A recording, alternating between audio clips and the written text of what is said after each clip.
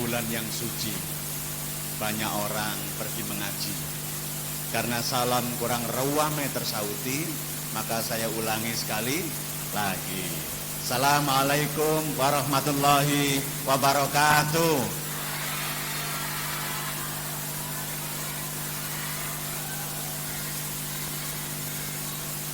Rumah saya Sidoarjo, jarak tempuhnya kurang lebih 85 km. Insya Allah masuk dalam barisan musafir. Musafir itu kelebihannya doanya mustajab. Saya doakan lebih dulu yang jawab salam dengan ikhlas kenceng tadi, anak-anaknya dijadikan sebagai anak-anak yang solih, solihah. Yang belum haji dan umrah, mudah-mudahan diparingi kesempatan Allah untuk haji dan umrah. Suami-suaminya dijadikan suami yang solih dan setia. Rezekinya dilimpah ruahkan oleh Allah semuanya. Masya Allah. Baik, alhamdulillah. Waktu yang disediakan kepada saya sangat sempit sesungguhnya, karena saya ini biasanya kalau menyampaikan materi itu setidak-tidaknya 3 jam. Ya. Hari ini tersedia 30 menit. Maka saya sampaikan materi ini dengan cara seksama dan dalam tempo yang sesingkat-singkatnya.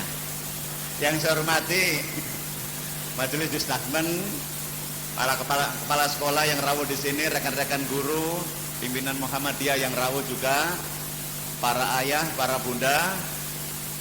Hari ini judul materinya sangat berat. Menjadi ayah bunda hebat untuk generasi hebat. Saya lihat generasinya sudah hebat semuanya. Bahasa Inggrisnya top markotop, bahasa Arabnya top markotop, Masya Allah bacaan Qurannya top markotop, wah api-api semuanya. Sekarang saya ingin lihat orang tuanya aja ya. Hebat apa enggak gitu loh ya, insyaallah. Top markotop nggih? Insyaallah. Saya mengingatkan lebih dulu. Anak-anak yang hebat tadi itu perlu tetap dikawal. Kemarin ada satu kejadian, bukan kemarin ya, tepatnya tahun kemarin pada saat pandemi. Di sebuah sosmed saya baca, ada anak yang si kakak itu hafal 8 juz. Si adik hafal 3 juz. Si kakak itu laki-laki, adik perempuan. Setelah murojaah, si adik dipanggil sama si kakak. Dan kemudian terjadi adegan-adegan yang tidak diinginkan. Adabnya bermasalah, perilakunya bermasalah. Viral di sosmed. Saya tidak mau menyebut dengan detail karena di sini ada anak-anak. Maka perlu dijaga. Bagaimana supaya anak-anak terjaga tetap menjadi solih solihah, itu perlu orang tua yang hebat. Guru-guru yang hebat sudah terbukti. Nun sewu, bapak-bapak, ibu-ibu, guru-guru, penjenengan ketika mengajar di sini, apakah penjenengan itu ditanya oleh Distakmen, duwe jasa apa ora? Ditanya toh? Insyaallah. Diberi pelatihan? Iya. Diberi sertifikat? Ya, ada yang ikut sertifikasi? Ya, Masya Allah. Sekarang saya tanya kepada kepala sekolah. Sekolah ini punya kurikulum nama mboten? Punya. Namanya kurikulum apa Pak? Kurikulum KTSP K13. Masya Allah. Sekarang saya tanya kepada orang tua. Penjenengan punya kurikulum mau mboten teng griya? Mboten. Masya Allah. Siapa di antara penjenengan yang dulu sebelum menikah sempat kursus caranya jadi ibu? Loh, enggak ada, ya Allah. Yang suaminya sempat kursus caranya jadi suami? Enggak ada. Berarti guru-guru di sini semuanya ditata dengan sebaik-baiknya, kurikulum ditata dengan sebaik-baiknya, cuman orang tuanya ini bonek kabeh. Kurikulum randuwe, ilmu untuk menjadi ibu dipertanyakan, menjadi bapak dipertanyakan. Hari ini kita bicarakan dalam waktu yang sesingkat-singkatnya 30 menit saja, insyaallah ya. Baik, saya tanya, siapa yang kepingin masuk surga bareng anaknya? Angkat tangan. Tidak angkat tangan tidak apa-apa. Yang kepingin masuk surga bareng anaknya, angkat tangan, insyaallah. Masya Allah, serius ya. Alhamdulillah, turun lagi. Siapa yang kepingin anak-anaknya menjadi anak yang solih, solihah dan kelak mendapatkan jodoh yang solih dan solihah pula? Angkat tangan. Masya Allah, baik, banyak sekali ya. Saya tunjukkan rumus-rumusnya. Saya sedikit mendekat kepada penjenengan ya, biar tukang syutingnya agak bingung muter-muter ya. Perhatikan Bun, tidak ada cara lain untuk membuat anak-anak menjadi anak-anak yang solih dan solihah kecuali dengan petunjuknya Allah SWT. Kalau tidak pakai petunjuknya Allah, pasti anak-anak akan bermasalah. Petunjuknya Allah itu ada di dalam salah satu di antaranya, berada di dalam surat Luqman, ayatnya ayat 12 sampai 19. Tolong catat ya, nanti dibuka. Karena penjenengan tadi sudah ngaku belum sempat kursus caranya jadi ibu, belum sempat kursus caranya jadi ayah. Ini di Al-Quran disediakan ilmu. Suratnya surat apa tadi? Luqman, ayatnya ayat 12 sampai, pengennya saya bahas total semuanya, tapi karena waktunya pendek saya bahas yang muqaddimahnya ayat 12. A'udzubillahi minasyaitonir rajim. Bismillahirrahmanirrahim. Walaqad ataina Luqmanal hikmata anishkur lillah. Sesungguhnya telah kami berikan hikmah kepada Luqman itu sebuah kapasitas namanya bersyukur. Hikmah bersyukur, hikmah bersyukur. Kalau orang tua tidak punya hikmah bersyukur, jangan pernah berharap anak-anakmu jadi baik. Hikmah dan syukur. Saya bahas yang paling umum dulu, yang syukur. Lihat kalimat ini. Kalau penjenengan tidak bisa bersyukur, tidak mau mensyukuri anak-anak, maka anak-anak akan sulit berprestasi. Kok bisa? Karena Allah senang kepada hambanya yang bersyukur. Kalau sudah bersyukur akan ditambah kenikmatannya. Maka kalau penjenengan mensyukuri anak-anak, maka anak-anak akan ditambah kebaikan-kebaikannya oleh Allah. Ini namanya jurus langit. Makanya kalau ada ibu senengane ngamuk tidak bersyukur, maka anak-anaknya kemungkinan besar akan menjadi anak-anak bermasalah. Yang bersyukur, tidak setiap remaja putri diberi kesempatan oleh Allah untuk jadi istri. Tidak semua remaja putri bisa jadi istri. Ini kan sudah jadi istri, bersyukur ya. Tidak setiap wanita bisa jadi bunda. Ini kan sudah jadi bunda, bersyukur ya. Dan tidak setiap bunda nanti bisa jadi mbah. Nah, mudah-mudahan nanti kita bisa jadi mbah ya, insyaallah. Tidak setiap laki-laki bisa jadi suami. Tidak setiap pria bisa jadi ayah. Karena itu yang sudah jadi suami, sudah jadi istri, bersyukur. Sudah jadi bunda, sudah jadi ayah, bersyukur. Kenapa penjenengan perlu bersyukur? Supaya penjenengan juga pantas disyukuri oleh anak-anak penjenengan. Bu, ketahui Bu, biar anak-anak nggak konsentrasi nggak apa-apa, penjenengan tetap konsentrasi ya. Karena saya berharap anak-anak nggak konsentrasi supaya nanti tidak membuli penjenengan. Dengarkan Bu, lihat kalimat ini. Anak-anak penjenengan itu kan lahir ke dunia nggak bisa milih loh. Andai anak-anak diberi kesempatan oleh Allah untuk milih, belum tentu milih ibu kayak begini. Belum tentu. Andai anak-anak diberi kesempatan Allah untuk milih, belum tentu milih ayah yang kayak gitu itu. Mungkin anak-anak akan mengatakan kepada Allah, ya Allah tolong lahirkan saya ya Allah dari rahimnya seorang ibu yang hafal Quran ya Allah, yang hafizah ya Allah, supaya nanti saya belajar Al-Quran langsung kepada ibu saya ya Allah, dan kembali ke surgamu bareng-bareng dengan ibu saya ya Allah. Ayo sekarang saya tanya, hafalan Qurannya banyak mana ibunya atau anaknya? Sakno anak-anak ini ya, duwe ibu koyok ngene iki ya Allah. Sakno bangsa.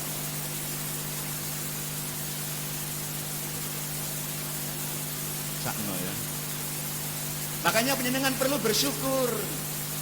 Belum hafal Quran, ilmu belum banyak, tapi diparingi kesempatan oleh Allah untuk menjadi ibu, dan ternyata anak-anak penjenengan tumbuh dengan baik dibantu oleh perguruan Muhammadiyah ini. Masya Allah. Bersyukurlah ketemu sekolah yang hebat seperti ini. Masya Allah. Sekolah bintang 5 harga kaki 5 tadi ya. Masya Allah, luar biasa. Bersyukur, bersyukur, bersyukur. Supaya imbang, saya meminta, memohon guru-guru juga pandai bersyukur ya, guru-guru.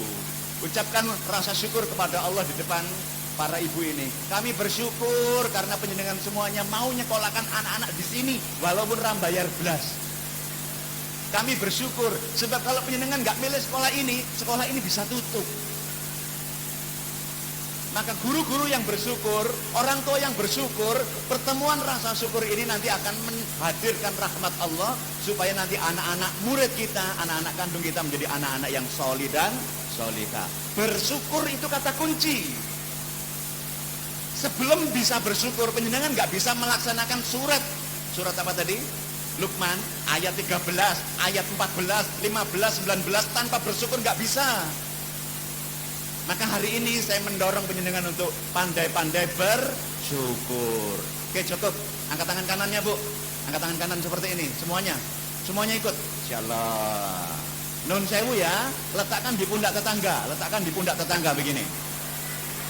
Nah, siapa tahu pundak yang penjenengan pegang kelak jadi besan. Nah, kan kita nggak tahu. Insyaallah. Oke.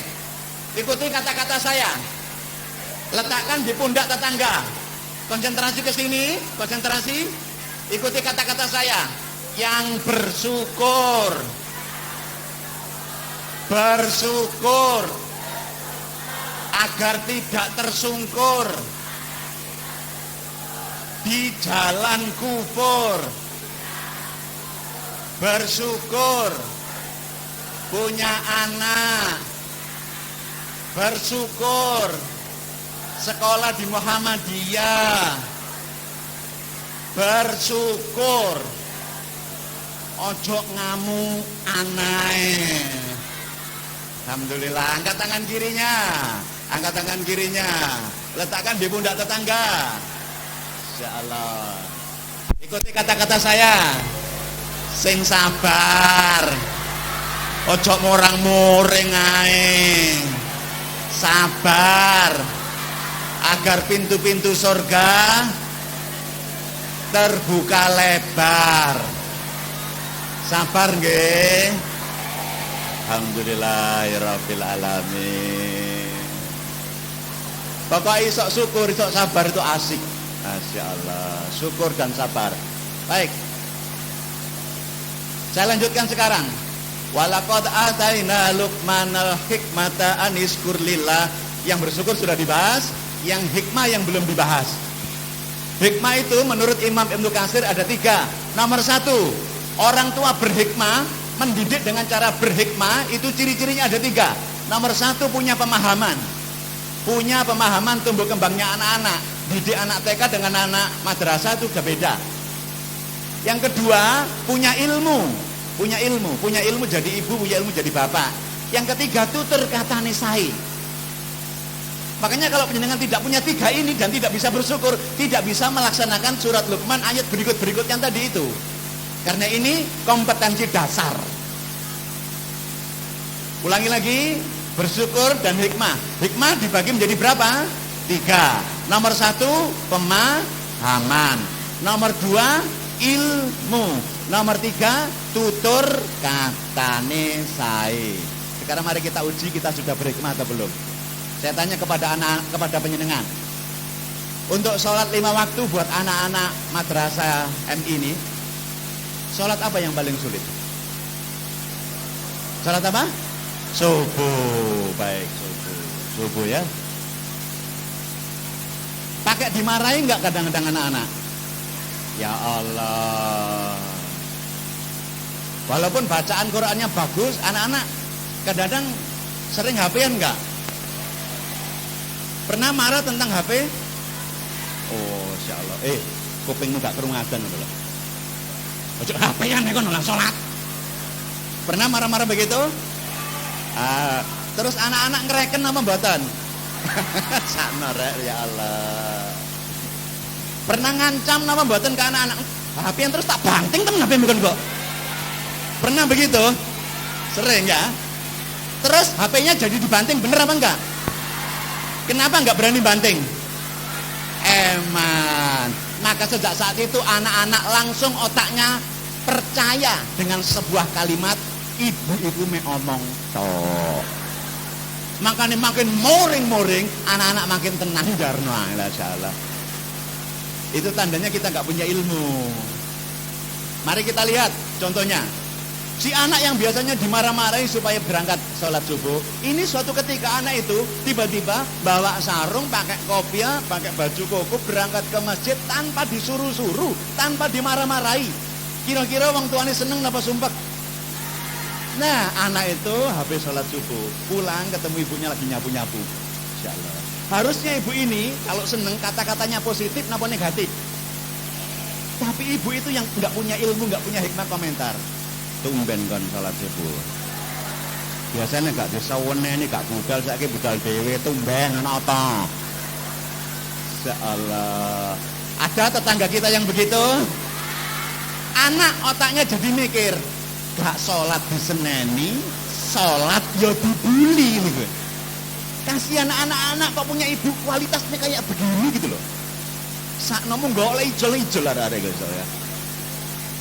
Allah, astagfirullahaladzim, astagfirullahaladzim. Angkat tangan kanannya, angkat tangan kanan sekarang. Takkan di pundak tetangga. Mulai hari ini, kalau ngomong ke anak-anak, sing sae, mpun ngamuan, mpun morang-moring ae.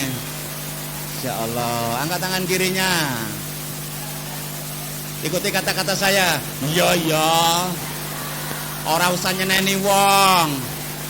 Lakonono dhewe. Aja jarkoni. Iso ujar, gak iso nglakoni. Insyaallah. Tutur katanya saya nggih, nomor kali punya ilmu. Ilmu jadi ibu, ilmu jadi bapak. Makanya kalau hari ini ada kajian seperti ini, ada seminar seperti ini, dan insya Allah kalau itu bisa rutin, mungkin 6 bulan sekali, 3 bulan sekali, kalau di sekolah-sekolah setiap bulan sekali. Setiap bulan sekali, insya Allah ya. Nanti tokoh-tokoh Muhammadiyah itu banyak sekali yang bisa digilir ke sini. Nah, mudah-mudahan ilmu kita tambah caranya mengasuh anak-anak. Yang ketiga, atau yang pertama tadi saya sebut itu adalah punya pemahaman. Punya pemahaman tumbuh kembangnya anak. Sayyidina Ali nate memberi kabar kepada kita, anakmu usia 0 sampai 7 tahun, 0 sampai 7 tahun, didiklah anak-anakmu itu seperti raja. 0 sampai 7 tahun dia seperti raja. Ibu'e kalau dia raja, ibu'e apa? Pelayannya, dayang-dayangnya. Kalau anakmu 7 sampai 14 tahun, didiklah seperti tawanan perang. Ibu'e dadi polisine. Nek umur 14 sampai 21 tahun, didiklah seperti sahabatmu, kena dijak diskusi, kena dijak ngobrol. Ulangi, 0 sampai 7 tahun tadi apa? Raja. Siapa yang punya raja? Angkat tangan. Raja. Insyaallah. Baik. Pertanyaan saya, kalau si kecil itu raja, penjenengan itu pelayannya, pertanyaan saya, boleh nggak pelayan itu nyelentik raja? Boleh nama Batan? Boleh enggak pelayan bentaki raja? Boleh enggak pelayan jewer raja? Astagfirullahaladzim. Sekarang angkat tangan kanan. Majukan ke depan. Balikkan ke depan seperti ini. Tolong tanya kepada tangan penjenengan, berapa kali pernah menyakiti raja?